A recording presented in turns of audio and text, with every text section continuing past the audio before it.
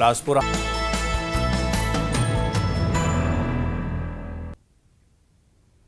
Break के बाद स्वागत है आपका। खबरों का रुख करेंगे। जम्मू कश्मीर के लिए स्टेटहुड को लेकर सियासी माहौल गर्म है। मुख्यमंत्री उमर अब्दुल्ला समेत एनसी के कई नेता कहीं भी हो स्टेटहुड का राग अलापते रहते हैं। इस बीच नेता प्रतिपक्ष सुनील शर्मा आज स्टेटहुड को लेकर सीएम उमर पर जमकर बरसे। उन्होंने सीएम उमर पर बड़ा आरोप लगाते हुए कहा कि सीएम उमर कहीं भी जाते हैं, किसी भी कार्यक्रम में जाते हैं, स्टेटहुड की बात के जरिए सिर्फ और सिर्फ लोगों को गुमराह करते हैं। हर वक्त स्टेटहुड नहीं होने का रोना रोते रहते हैं। इनकी कैबिनेट मीटिंग का हर फैसला माना जाता है। एलजी की तरफ से हर फाइल पास की जाती है। फिर रोना किस बात का, जब केंद्र की तरफ से इन्हें मदद दी जा रही है, पैसा दिया जा रहा है, तो आखिर काम करने से क्यों बच रहे हैं सीएम उमर, या काम करना ही नहीं चाहते हैं?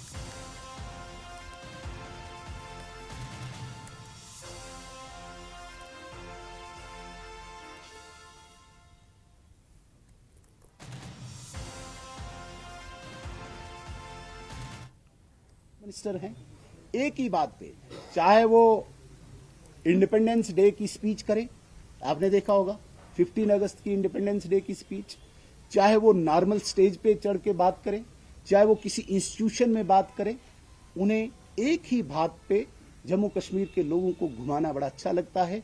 मेरे पास स्टेटहुड नहीं है, मेरे पास पावर नहीं है। किस स्टेटहुड की बात कर रहे हैं? क्या नहीं है उनके पास? मैं पूछना चाहता हूं इस प्रेस कॉन्फ्रेंस में बड़ा सीरियसली। मैं आरोप एलिगेशन नहीं लगाता हूं, लेकिन मैं प्रश्न पूछना चाहता हूं सीएम साहब को कि आपके पास क्या पावर नहीं है? जो आपने कमिटमेंट्स की थी, क्या उसके लिए पूरा करने के लिए आपके पास पावर नहीं है? आपने अभी तक एक साल में 16 कैबिनेट मीटिंग्स की। 16 कैबिनेट मीटिंग्स में आपने 97 ऐसे डिसीजंस हैं जो एलजी महोदय ने अप्रूव कर दिए। लोगों को गुमराह कर रहे हो, हमारी फाइल नहीं निकल रही है। आप मुझे बताइए कौन सी ऐसी फाइल है जो आपकी कमिटमेंट लोगों के साथ थी और जिसको एलजी साहब ने रोका है? और स्टेटहुड के सवाल पर सीएम पर सुनील शर्मा ने हमला बोला। उन्होंने कहा कि जब इनकी सरकार थी तब इन्होंने क्या किया। उग्रवाद के नाम पर कई कहानियां लिखी, कई लोग इनके कार्यकाल में मारे गए। इनके कार्यकाल में सिर्फ भय का माहौल था। कोई भी कश्मीरी ऐसा स्टेटहुड नहीं चाहता। तो स्टेटहुड के सवाल पर सीएम पर सुनील शर्मा ने हमला बोला और ये कहा कि जब इनकी सरकार थी तब इन्होंने क्या किया। उग्रवाद के नाम पर कहानियां लिखी, कई लोग इनके कार्यकाल में मारे गए। इनके कार्यकाल में सिर्फ भय का माहौल था और कोई भी कश्मीरी ऐसा स्टेटहुड नहीं चाहता है। तो सीएम उमर अब्दुल्ला पर जमकर बरसे यहां सुनील शर्मा और ये कहा कि कोई भी कश्मीर ऐसा स्टेटहुड नहीं चाहता। इनकी सरकार थी तब इन्होंने क्या किया। उग्रवाद के नाम पर कहानियां लिखी, इनके कार्यकाल में लोग मारे गए। इनके कार्यकाल में सिर्फ भय का माहौल था।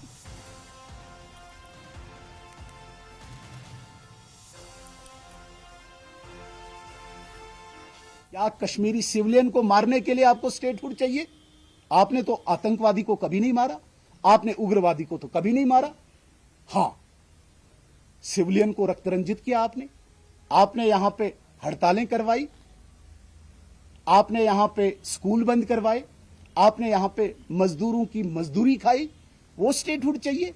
नहीं, मुझे नहीं लगता कि कोई भी कश्मीरी इस प्रकार का स्टेटहुड चाहता है, जहां पे डर का माहौल हो, जहां पे भय का माहौल हो, जहां पे एक छोटे बच्चे को, स्कूल गोइंग स्टूडेंट को ये नहीं पता हो कि वो वापस आएगा नहीं आएगा, जहां पे ये नहीं पता हो कि किस ऐसे व्यक्ति को जो उनकी पार्टी के खिलाफ हो उस पर पीएसए लगेगा। पैलेट गन आप लाने वाले, पीएसए आप लगाने वाले, सिविलियन किलिंग की तादाद अगर आप निकालोगे, दौरान हुकूमत आपके ज्यादा हुई है। तो इस प्रकार के स्टेटहुड को मुझे नहीं लगता कि कोई कश्मीरी आपके लिए डिमांड कर रहा है कि इस प्रकार का स्टेटहुड चाहिए।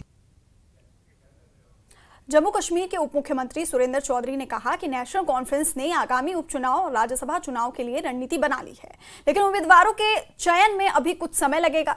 उन्होंने पार्टी के अंदर चल रहे मतभेदों को सुलझाने का भरोसा दिया और दोनों सीटों पर जीत की उम्मीद जताई है। सुरेंद्र चौधरी ने बीजेपी पर संसाधनों की लूट का आरोप लगाते हुए कहा कि सुरक्षा वापस लेने से कोई फर्क नहीं पड़ेगा। इसके साथ ही उन्होंने सुप्रीम कोर्ट से स्टेटहुड की बहाली के पक्ष में फैसला आने की उम्मीद जताई।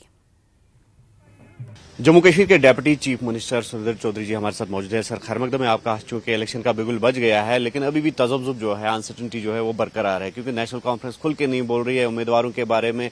और रणनीति क्या अपनाएंगे आप? जैसे नगरोटा में कहा जा रहा है कि काफी चैलेंज है और बड़गाम में भी कुछ इस तरह के है कि तिकोनी मुकाबले का जो है संकेत दिया जा रहा है। आप क्या कहते हैं?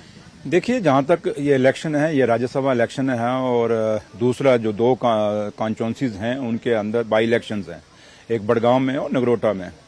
अब जहां तक ताल्लुक है कि राज्यसभा के लिए हमने क्या रणनीति तय करनी है, वो तो मैं आपको नहीं बोल सकता, क्योंकि उसमें है कि पार्टी का अपना एक सोच है, एक विजन है। लेकिन इतना जरूर है कि हम कभी भी उन लोगों के साथ कंप्रोमाइज नहीं करेंगे जिन लोगों ने हमारे जम्मू कश्मीर को तहस नहस किया और उन्होंने हमें वो दिया जो जिंदगी में कभी जम्मू कश्मीर के लोगों ने जो नहीं सोचा था, वो चीज हमें दे दी है।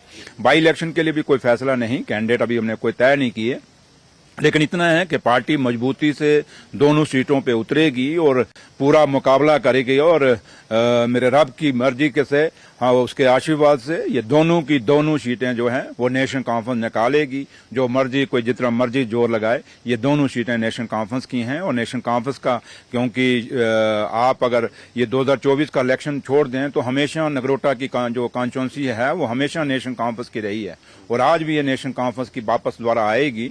और बड़गाम की जो है ये तो है ही नेशनल कॉन्फ्रेंस के। इसलिए जो लोग क्यासबाजियां लगा रहे हैं, सारे रल मिल के हम लोग ये इलेक्शन लड़ेंगे। आगा साहब भी बिल्कुल शाना बशाना खड़े होंगे और इलेक्शन लड़ेंगे। और क्योंकि पार्टी है, परिवार में 100 बातें होती हैं, वो अलग बात है।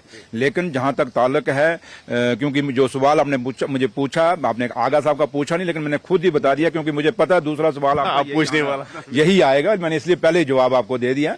इसलिए आगा साहब भी हमारे भाई हैं और ये पार्टी हम सब ने बनाई हुई है और ये हम सब की जिम्मेवारी है कि शेर कश्मीर का विजन, डॉक्टर फारूक अब्दुल्ला साहब की सोच और उमर साहब का जोश, उन तीनों को मिला के ये पार्टी हमेशा मजबूत रखनी है। वो जितनी जिम्मेवारी सुरेंद्र चौधरी की है, वो उतनी जिम्मेवारी आगा साहब की भी है। लेकिन सर, 1 साल होने को आया है हुकूमत को। अब ऐसा लग रहा है कि बीजेपी एक ग्राउंड बना रही है जो कि इस हुकूमत की नाकामियां जो है वो गिना रही है और शायद ये एजेंडा बनेगा इन बाईपोल्स का बीजेपी की तरफ। बीजेपी की इतनी दास्तान हम खोल देंगे ना, हम तो चुप हैं। अब मुझे खासकर मुझे पता है कि जम्मू में क्या किया उन्होंने, जम्मू खिते में क्या किया, जहां से 28 सीटें ले गए। वो क्या पोल हमारा जो है शरेआम सामने है, खुली किताब है। हम कह रहे हैं कि भैया 6 साल में बीजेपी की सरकार रही है, एलजी साहब बीजेपी के हैं, तो इंडस्ट्री के जो इंडस्ट्रियलिस्ट हैं वो बार बार सवाल खड़ा कर रहे हैं कि वो जो पैकेज 28,000 करोड़ का पैकेज आया था, वो पैकेज खुर्द बुर्द हुआ। और बुलेटिन में